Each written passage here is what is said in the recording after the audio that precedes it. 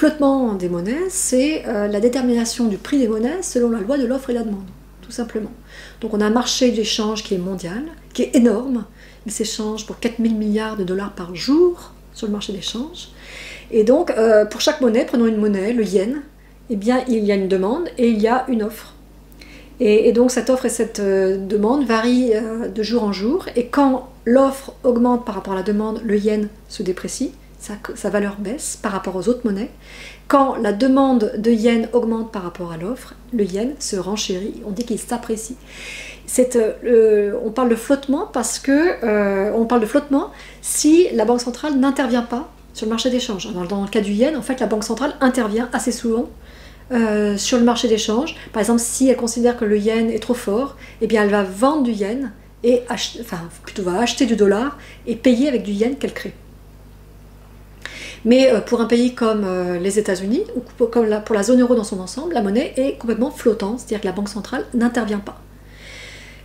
La politique monétaire influence le taux de change parce qu'elle fixe le taux d'intérêt à court terme, et par les annonces, c'est le taux d'intérêt à plus long terme. Et donc, quand la Réserve fédérale américaine, par exemple, baisse son taux d'intérêt ou fait ce qu'on appelle le quantitative easing, l'assouplissement quantitatif, hein, c'est-à-dire l'expansion monétaire, même au-delà du taux d'intérêt qui est à zéro, eh bien, ça contribue à une faiblesse du dollar par rapport aux autres monnaies. Pourquoi? Parce que la monnaie américaine étant mal rémunérée, personne ne va investir dans cette monnaie. Par contre, comme elle est très bon marché, c'est très intéressant d'aller s'endetter dans cette monnaie. Et donc, l'endettement dans cette monnaie, c'est de l'offre de dollars, et par contre, l'investissement dans cette monnaie, c'est de la demande. Donc là qu'on voit que l'offre augmente et la demande diminue, ça fait baisser le dollar.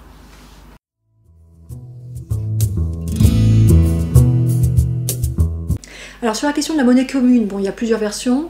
L'idée générale, c'est que nous avons 18 pays dans la zone euro. L'idée, c'est réintroduire 18 monnaies nationales et une 19e monnaie qui serait la monnaie commune. Donc les 18 monnaies seraient converties dans la monnaie commune, qui serait la monnaie du commerce international. Et puis, on aurait des monnaies nationales pour les transactions nationales. Alors, la difficulté par rapport à ça, d'abord, c'est la complexité, puisque, selon certaines versions, pour convertir les monnaies nationales dans une monnaie internationale, par exemple le dollar, il faudrait passer par la monnaie commune, donc on aurait double conversion.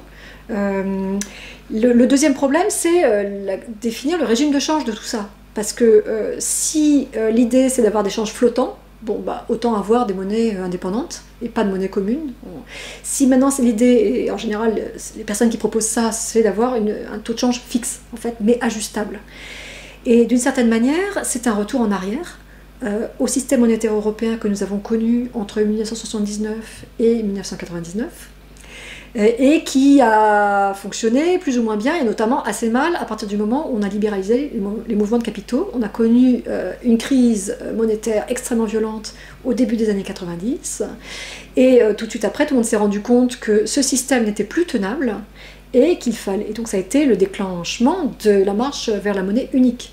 Donc revenir à ce système monétaire européen, ces changes fixes mais ajustables, qui sont très vulnérables à la spéculation, eh bien c'est, disons, au mieux un leurre, au pire un cauchemar, puisque c'est la porte ouverte donc à cette spéculation qui mène à des crises récurrentes. Finalement, la monnaie commune, ou le régime de change fixe mais ajustable, c'est un peu les inconvénients du change fixe sans vraiment les avantages. Il y a des coûts supplémentaires qui sont liés le manque de crédibilité de cette fixité du taux de change, puisqu'on sait qu'on peut dévaluer, donc il y aura toujours cette interrogation par rapport aux investisseurs. Hein. Moi, je veux investir dans votre pays, mais j'ai aucune certitude que vous n'allez pas dévaluer, donc je vous demande un taux d'intérêt plus élevé. Et donc on récupère des taux d'intérêt plus élevés qui ralentissent l'investissement, qui ralentissent l'économie, et pour finalement un gain qui paraît assez ténu.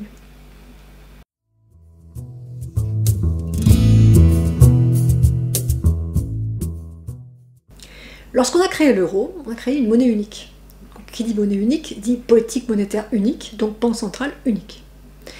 Et on a complètement oublié que la monnaie n'est pas créée simplement par la banque centrale, mais principalement par les banques en fait. Et quand une banque fait un crédit à une entreprise, et bien en fait elle crée de la monnaie. Et donc la banque centrale est dans son coin, et puis on a des banques qui sont surveillées par les États, et de l'autre côté il y a la banque centrale qui crée de l'euro, mais les banques en créent aussi, mais il n'y a pas de relation entre les deux. Donc c'est cela que l'union bancaire va essayer de remettre au carré, avec un système bancaire hiérarchisé au niveau de la zone euro et non pas au niveau de chaque État.